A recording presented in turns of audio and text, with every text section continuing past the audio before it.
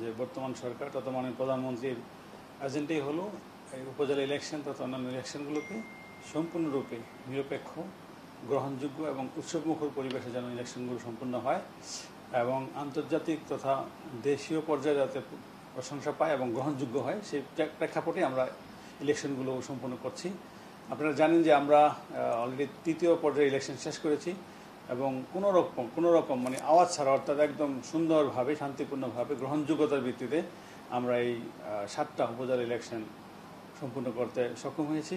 আপনারা যেন আনন্দিত হবেন যে বিভিন্ন প্রার্থী অর্থাৎ যারা পরাজিত হয়েছে তারাও আমাকে ফোন দিয়ে ধন্যবাদ জানিয়েছে যে না আমাদের পক্ষ থেকে আপনাকে অনেক অনেক ধন্যবাদ এবং কৃতজ্ঞতা যে ইলেকশনটা 100% ফেয়ার হয়েছে। তো এটাই কিন্তু আমাদের প্রত্যাশা, এটাই কিন্তু আমাদের চাওয়া।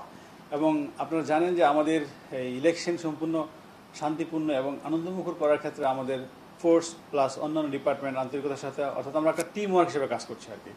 এখানে সবাই করছি যে না আমাদের যে এজেন্ডা বর্তমান সরকারের যে নিরপেক্ষ ইলেকশন সেটা বাস্তবায়নের ক্ষেত্রে আমরা সবাই মিলে কাজ করছি। তো এই ধারাবাহিকতায় আগামী 5 তারিখে যেটা চুনারুঘাট এবং মাধবপুর ইলেকশন হবে, আমরা আপনাদেরকে আশ্বস্ত করতে চাই যে সেই ইলেকশনও হবে 100% ফ্রি ফেয়ার এবং গ্রহণযোগ্যতার ভিত্তিতে।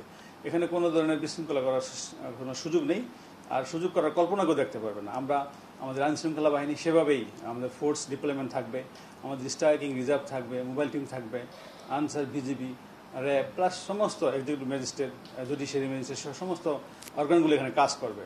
তো আমরা আপনাদেরকে আশ্বস্ত করতে চাই যে অতীতের যে সংসদ ইলেকশন প্লাস উপজেলা ইলেকশনগুলো সম্পূর্ণ হয়েছে তারই ধারাবাহিকতায় আমরা 100% ফ্রি ফেয়ার ক্রেডিবল ইলেকশন উপহার দিতে সক্ষম হব।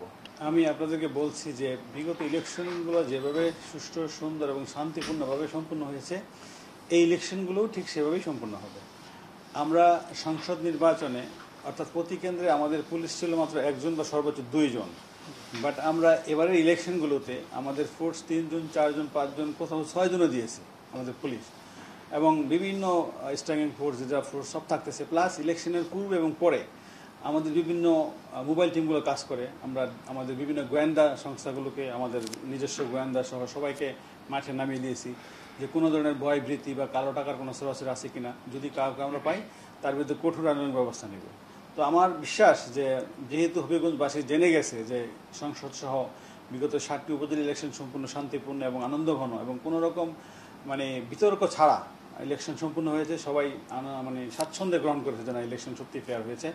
তো আমার বিশ্বাস যে এই 2টি ইলেকশনও 100% ফ্রি ফেয়ার ক্রেডিবল হবে এবং জনগণ উৎসবমুখর পরিবেশে এবং স্বাচ্ছন্দ্য ফিল করে তারা ভোট কেন্দ্রে যেতে পারবে এবং তাদের নিজের ভোট অর্থাৎ আমার ভোট আমি দিব, যাকে ইচ্ছা তাকে দিব, সেই মূল মন্ত্রেই তারা এগিয়ে যেতে পারবে, আর বিন্দুমাত্র ব্যর্থ হবে না।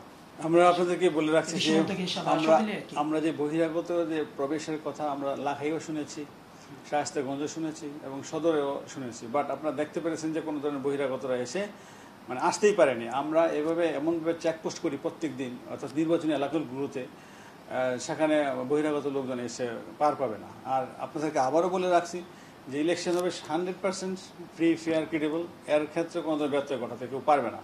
আর কেউ যদি ব্যর্থ ঘটাতে চায় তাহলে তার বিরুদ্ধে প্রচলিত আইন অনুযায়ী এবং কঠোর ব্যবস্থা নেওয়া হবে, তাতে কাউকে বিন্দুমাত্র ছাড় দেওয়া হবে না। আরেকটা আমি জিনিস বলে রাখি যে একজন পদপ্রার্থীর পিছনে কে বা কারা আছে সেটা আমাদের দেখার বিষয় নয়। আমাদের দেখার বিষয় যে বর্তমান সরকারের এজেন্ডা ফ্রি ফেয়ার এবং গ্রহণযোগ্য ইলেকশন বাস্তবায়ন করা, এবং আমরা সেই প্রেক্ষাপটে এগিয়ে যাচ্ছি, এর কোনো ব্যর্থ হবে না। Vision is a vision, I see, turn I have a chill. Vision is a vision, I see, come on, I can do.